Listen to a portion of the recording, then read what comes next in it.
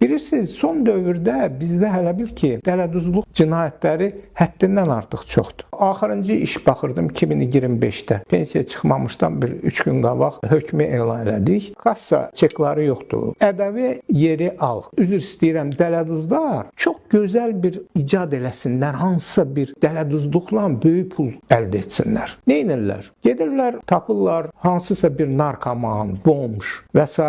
Bir 100 manat, 50 manat, hətta olub ki, 20 manat da verirlər, ifadələr var idi. Deyirlər ki, gedib notariusa, bir dənə mənə baş etibarnamə ver. Gedirlər, qol çəkir, hamısını verir hansısa bunun adamına və onlar da bundan istifadə edib gedirlər, vöyn alırlar həmin şəxslərin adına. Sonra kartlar alırlar, bank kartları, sim kartlar alırlar müxtəlif. Və bu vöynlə həmin adamın adına güya ticarət mağazası açırlar. Topdan satış və yaxud belə mağaza açıb, orada 46 dənə kassa aparatı gedib götürüblər. Cəmaət də nə bilsin, verir bu kassa aparatını, hələ bilirlər ki, bunlar işləyicilər. Hansısa bir ünvan da yazırlar, nə masazır yazır, biri nə bilim, lökbatan yazır və s.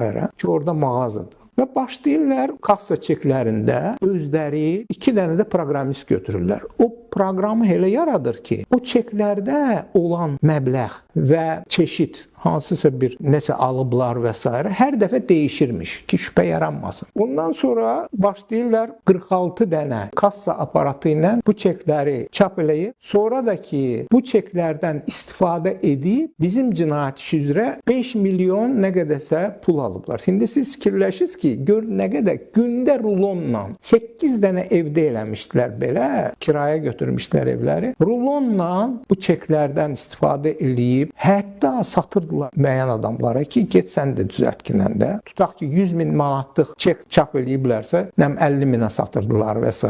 Özdə ki, çox maraqlıdır da, çekdə 2 mindən artıq oldusa, təbii ki, İqtisadiyyat Nazirliyi yanında vergi xidməti şübhə ilə yanaşır ona. Amma 2 minə qədər hamısını buraxırlarmış. Hətta mənə maraqlı gəldi ki, görürsən ki, biz gedirik, nə bilim, 10 manatlıq mal alırıq, bir 50 qəpi bizə ədəvə geri al, pul gəlir. Onu da bir ay gözləyirik ki, ha vaxt o gəlib hesaba daxil olacaq. Amma burada milyonla pul veriblər, milyonla. Və heç kimin də xəbəri yox, güya. Təbii ki, onun indi cinayət işi ayrıldılar. Mən tezə də bu barədə epizodun baxılması üçün cinayət işin materiallarından başqa material ayırıb göndərdim hörmətli vergilər xidmətinə ki, onlar tezdən bunun araşdırılması aparsınlar ki, necə ola bilər bir belə milyonla pul götürülür. Axtarış zamanı həmin başçının evindən 1